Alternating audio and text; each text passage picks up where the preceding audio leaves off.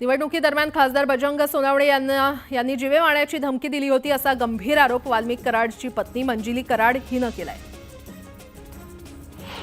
अल्पसंख्याक असलेल्या वंजारी समाजाच्या दोन्ही मंत्र्यांना संपवण्यासाठी वाल्मिक कराड यांना बळीचा बकरा केला जात असल्याचा आरोप कराडच्या पत्नी मंजिली कराड यांनी केला। चुकीच्या गुन्ह्यात कराड यांना अडकवलं असंही त्या म्हटलंय।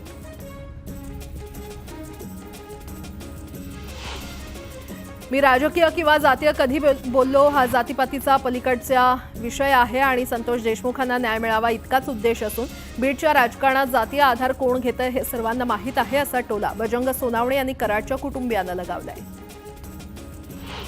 वाल्मिक कराडची प्रकृती बिघडली होती आणि त्यानंतर कराडला रुग्णालयात दाखल करण्यात आलं होतं। वैद्यकीय चाचणी पूर्ण झाल्यानंतर वाल्मिक कराडला बीड कारागृहात नेण्यात आलं। धनंजय मुंडेंनी अजित पवार यांची भेट घेतली। अवघ्या 10 मिनिटात भेट घेऊन धनंजय मुंडे देवगिरी बंगल्यातून बाहेर पडले। अजितदादांची भेट घेतल्यानंतर मुंडे थेट परळीमध्ये दाखल झाले। वाल्मिक कराडला चुकीच्या गुन्ह्यात अडकवलं असा युक्तिवाद कराडच्या वकिलांनी केलेला आहे। आज वाल्मिक कराडला पुन्हा कोर्टात हजर केलं जाणार असून कागदपत्र सादर केली जाणार आहेत। घुले आणि कराड दोघे कोठडीत असताना समोरासमोर चौकशी का केली नाही? वाल्मिक कराड तपासात सहकार्य करतोय, मग आणखी कोठडी कशासाठी असा सवाल कराडच्या वकिलांनी उपस्थित केलाय। वाल्मिक कराडवर मोक्का दाखल झाल्यानंतर कराड समर्थक चांगलेच आक्रमक झालेत। कराड समर्थकांनी परळी बंदची हाक दिली आहे। बीडमध्ये वाल्मिक कराडच्या समर्थनार्थ काही नागरिक रस्त्यावर उतरले। यावेळी एका युवतीनं अंगावर रॉकेल ओतून घेत आत्मदहनाचा प्रयत्न केला। बीडचे खासदार बजरंग सोनावणे यांनी परळीकरांना शांततेचं आवाहन केलंय। जे कोणी दडपशाही करून परळी शहर बंद करू पाहतंय त्यांच्यावर पोलीस नक्कीच कारवाई करतील असं खासदार सोनावणे म्हटलंय। वाल्मिक कराडवर मोक्का लागल्यानं आता हत्याकांडातील सर्व धागेदोरे समोर येतील असंही त्यांनी स्पष्ट केलं। परळीमध्ये वाल्मिक कराडच्या समर्थकांनी जोडे मारो आंदोलन केलं। आमदार संदीप क्षीरसागर, सुरेश धस यांच्या प्रतिमेला जोडे मारून कराड समर्थकांनी निषेध केला। परळीमध्ये मनोज जरांगे यांच्या प्रतिमेला जोडे मारल्यावरून संभाजीनगरमध्ये मराठा संघटना आक्रमक झाल्यात। धनंजय मुंडेंसह वाल्मिक कराडच्या प्रतिमेला जोडे मारून मराठा कार्यकर्त्यांनी निषेध नोंदवला। परळीमध्ये कराड समर्थक चांगलेच आक्रमक झालेत। मनोज जरांगे आणि सुरेश धस, संदीप क्षीरसागर, जितेंद्र आव्हाड आणि अंजली दमानिया यांना श्रद्धांजली वाहत कराड समर्थकांनी निषेध नोंदवला। खंडणी आणि हत्या प्रकरणातील आरोपी एकच असून सर्वांची नार्को टेस्ट करा अशी मागणी मराठा आंदोलक मनोज जरांगे यांनी केलेली आहे। आरोपींविरोधात मोक्का लावला। याबाबत जरांगेंनी फडणवीसांचं कौतुक केलं तर ही धनंजय मुंडेंची टोळी असून दंगली घडवण्याचा प्रयत्न सुरू असल्याचा आरोप जरांगे यांनी केला। वाल्मिक कराडवर मोक्का लावण्यात आला पण हत्येविरोधातील गुन्हा दाखल करण्यात आला नाही। आगामी स्थानिक निवडणुका डोळ्यासमोर ठेवून जातीचं लेबल लावून आंदोलन केलं जातंय असा आरोप जितेंद्र आव्हाड यांनी केलाय। मूळ मुद्द्याकडून लक्ष भरकटवण्यासाठी परभणी आणि बीड प्रकरण तापत ठेवलं जातंय असा आरोप नाना पटोले यांनी केला। महाराष्ट्राला बदनाम करण्याचं काम सुरू आहे अशा शब्दात नाना पटोले यांनी सत्ताधाऱ्यांवर निशाणा साधला। संतोष देशमुख हत्या प्रकरणात एकालाही सोडणार नाही मुख्यमंत्री देवेंद्र फडणवीस म्हणाले होते। त्याप्रमाणे एसआयटीनं त्याचं काम दाखवलं। कोणी मागणी केली म्हणून मोक्का लागत नाही। पोलीस यंत्रणा आणि एसआयटी आपलं काम करते असं सुरेश धस म्हटले। संतोष देशमुख हत्या प्रकरणात सरकारनं वेळ काढूपणा केल्याचा आरोप शिवसेना उबाटाचे नेते भास्कर जाधव यांनी केला। संपूर्ण प्रकरणात सरकारची भूमिका संशयास्पद असल्याचं जाधव म्हटले। सरपंच संतोष देशमुख हत्या प्रकरणात मुख्यमंत्री फडणवीस अजित पवारांना वाचवण्याचा प्रयत्न करतायत असा आरोप संजय राऊतांनी केला होता। याला सुनील तटकरे यांनी जोरदार प्रत्युत्तर दिलंय। राऊतांचं डोकं फिरलंय। अजित पवारांना वाचवण्याचा प्रश्न येतोच कुठे? दोषींवर कठोर कारवाई होईल असं मुख्यमंत्र्यांनी स्वतः सांगितलंय अशा शब्दात तटकरेंनी स्पष्टीकरण दिलं। संतोष देशमुखांचे बंधू धनंजय देशमुखांनी एसआयटी प्रमुख बसवराज तेलींची भेट घेतली। पोलिसांचा तपास योग्य दिशेनं सुरू आहे असं म्हणत त्यांनी तपासावर समाधान व्यक्त केलं। विरोधकांनी रडीचा डाव खेळला मात्र विधानसभेत सत्याचाच विजय झाला। जनतेनं आम्हाला महायुती म्हणून कौल दिलाय। त्यामुळे आता स्थानिक स्वराज्य संस्थेच्या निवडणुका कशा लढायच्या हे वरिष्ठ ठरवतील असं रवींद्र चव्हाण यांनी स्पष्ट केलं। अखेर जाधवांच्या पोटातलं ओठांवर आलं अशी टीका इरफान सय्यद यांनी केली आहे। ठाकरे गटाचे उर्वरित नेतेही संपर्कात असून ते लवकरच एकनाथ शिंदेंचं नेतृत्व स्वीकारतील असा दावाही सय्यद यांनी केलाय। राज्यमंत्री मेघना बोर्डीकर आज जव्हारच्या दौऱ्यावर खरं तर त्या काल होत्या आणि यावेळी त्यांनी पालघरमधील आरोग्य विभागावर भाष्य केलं। अपुऱ्या सुविधांमुळेच रुग्णांना आणि गरोदर महिलांना इतरत्र जावं लागतं आणि बऱ्याचदा ते जीवावर बेततं असं विधान बोर्डीकर यांनी केलंय। आणि आता एक मोठी बातमी. पंतप्रधान नरेंद्र मोदी आज मुंबई दौऱ्यावेळी महायुतीच्या आमदारांसोबत चर्चा करणार आहेत आणि महायुतीच्या आमदारांना मोदी काय कानमंत्र देणार याकडे अवघ्या राज्याचं लक्ष लागलंय. दरम्यान राज्यात मुख्यमंत्री देवेंद्र फडणवीस यांच्या नेतृत्वाखाली महायुतीचं सरकार सत्तेवर आल्यानंतर पहिल्यांदाच मोदी मुंबईत येत आहेत. नौदलाचा कार्यक्रम आटपल्यानंतर पंतप्रधान नरेंद्र मोदी महायुतीच्या आमदारांशी नौदलाच्या आंग्रे सभागृहात संवाद साधतील. या बैठकीसाठी आमदारांना सभागृहात मोबाईल नेण्यास मनाई करण्यात आलेली आहे. तसंच आमदारांना विधानभवन परिसरात एकत्र जमण्यास सांगण्यात आलेलं आहे. तिथून बसमधून आमदारांना बैठकीच्या स्थळी नेण्यात येईल. तर मोदींच्या या बैठकीच्या पार्श्वभूमीवर विशेष तयारी करण्यात आलेली आहे. प्रधानमंत्री मोदी साहेब मुंबईत काही कार्यक्रम, नेव्हीचे कार्यक्रम आहेत, इस्कॉन मंदिराचं उद्घाटन आहे आणि महायुतीच्या सर्व आमदारांना मार्गदर्शन करणार आहेत. आणि त्यामुळे आजची एक बैठक आम्ही घेतली. केंद्राच्या असलेल्या योजना आपल्या राज्यातल्या लोकांना कशा पोचतील यावर देखील चर्चा झाली आणि मोदी साहेबांचं मार्गदर्शन उद्या सर्व आमदारांना महायुतीच्या होणार आहे. याचा फायदा राज्याला होईल, राज्यातल्या जनतेला होईल. येणाऱ्या ज्या निवडणुका स्थानिक स्वराज्य संस्थेच्या त्या बाबतीत देखील चर्चा झाली. सदस्य नोंदणीच्या बाबतीत देखील, इतर संघटनात्मक बाबींवर देखील चर्चा झाली. पंतप्रधान नरेंद्र मोदी आज मुंबई दौऱ्यावर येणार आहेत आणि यावेळी ते भारतीय नौदलाच्या INS सुरत, INS निलगिरी आणि INS वाघशीर या नौदल युद्धनौका राष्ट्रार्पण करतील. मुंबईतील नौदल डॉकयार्डमध्ये या युद्धनौकांचं राष्ट्रसमर्पण पंतप्रधान मोदी करणार आहेत. त्यानंतर ते नवी मुंबईतील खारघर इथल्या इस्कॉन मंदिराचंही उद्घाटन करणार आहेत.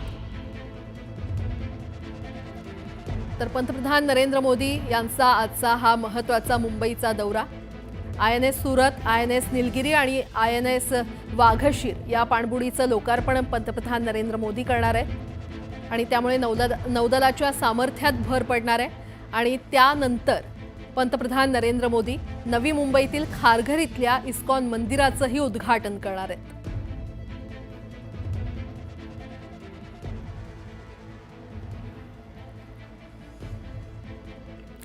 पुन्हा एकदा बातम्या वेगवान स्वरूपात. आमदार अपात्र प्रकरणी विधान परिषद सभापती राम शिंदेंसमोर सुनावणी होणार आहे. गुरुवारी होणाऱ्या सुनावणीआधी राम शिंदे महाधिवक्त्यांकडून कायदेशीर सल्ला घेणार आहेत. कुर्ला इथे झालेल्या बस अपघातात 7 जणांचा मृत्यू झाला. या घटनेप्रकरणी सत्र न्यायालयानं बस चालकाला जामीन नाकारलाय. जामीन नाकारतानाच बेस्ट बस चालक बेपर्वाईनं आणि निष्काळजीपणानं गाडी चालवत होता आणि गाडीमध्ये काही बिघाड होता हे मानणं कठीण आहे असं निरीक्षण सत्र न्यायालयानं नोंदवलंय. चिपळूणमधील बहादूर शेख नाका इथे टेम्पोनं दुचाकीला जोरदार धडक दिली. या अपघातात दुचाकी स्वाराचा जागीच मृत्यू झाला असून टेम्पो चालकाला ताब्यात घेण्यात आलंय. HMPV विषाणू संदर्भात WHOनं मोठी माहिती दिली आहे. HMPV सामान्य सर्दीस कारणीभूत असलेल्या विषाणूंपैकी एक आहे. हे लोकांना केवळ सौम्य आजारी बनवतं, मात्र काही प्रकरणांमध्ये ते त्यांना अधिक आजारी देखील बनवू शकतं. WHOच्या मते HMPVसाठी सध्या कोणतेही मंजूर अँटीव्हायरल औषध उपलब्ध नाहीये. पुणे शहरातील पायाभूत सुविधा वाढवण्याची कामं मोठ्या प्रमाणात सुरू आहेत. रिंग रोड आणि मेट्रोची कामं वेगानं सुरू आहेत आणि यामुळे पुणे शहरात वाहतुकीत बदल करण्यात आलेले आहेत. या संदर्भातील आदेश शहर वाहतूक शाखेचे उपायुक्त यांनी काढलेले आहेत. नागपूर मुंबई समृद्धी महामार्ग वाढवण बंदराला जोडण्यासाठी MSRDCनं वाढवण बंदर इगतपुरी दरम्यान द्रुतगती महामार्ग बांधण्याचा निर्णय घेतलाय. त्यानुसार हा महामार्ग 85 किलोमीटर लांबीचा असून संरेखनासंबंधीचा प्रस्ताव लवकरच राज्य सरकारकडे पाठवण्यात येईल.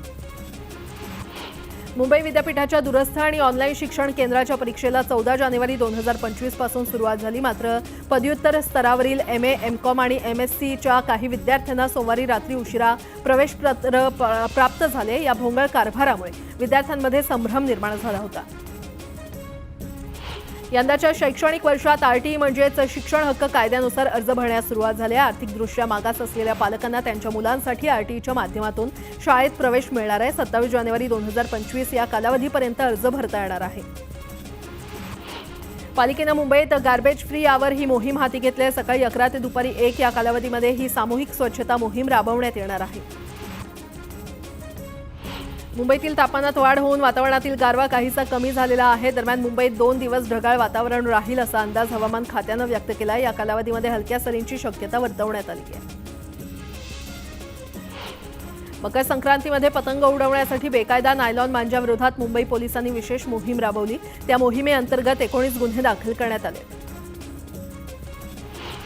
राज्यातील दुर्गम भागात सुरू करण्यात आलेली टेलिमेडिसिन सेवा रुग्णांसाठी आधार ठरते। राज्यात 5 वर्षात या सेवेचा 1,13,000 रुग्णांना फायदा झालाय।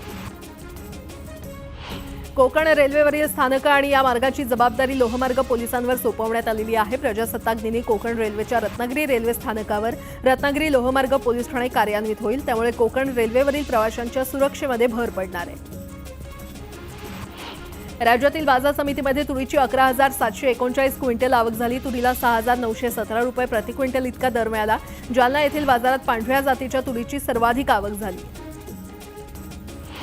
मावळ तालुक्यातील रिंगरोड बाधित शेतकऱ्यांच्या तक्रारी सोडवण्यासाठी मावळ मुळशी प्रांत सुरेंद्र नवले आणि शेतकऱ्यांच्या उपस्थितीमध्ये बैठक पार पडली। यात 74 शेतकऱ्यांनी त्यांच्या तक्रारी दाखल केल्या। शिवसेना उपनेते तथा माजी आमदार ज्ञानराज चौगुले यांनी उबाठा गटाचे आमदार प्रवीण स्वामी यांच्या विरोधात बनावट जात प्रमाणपत्र असल्याबाबत माननीय उच्च न्यायालयामध्ये याचिका दाखल केली आहे। या संदर्भात चौगुलेंनी जात पडताळणी समितीकडे रितसर तक्रार दाखल केली होती। मात्र समितीनं या प्रकरणी सुनावणी घेण्याचे अधिकार नसल्याचं कारण देत तक्रार फेटाळून लावली आहे। सेना संचलन परेडच्या पार्श्वभूमीवर पुण्यातील काही रस्ते आज बंद राहणार आहेत। या परेड निमित्त संरक्षण मंत्री राजनाथ सिंह उपस्थित राहणार आहेत आणि या विशेष कार्यक्रमासाठी काही रस्त्यांवरील वाहतूक काही वेळासाठी बंद असेल।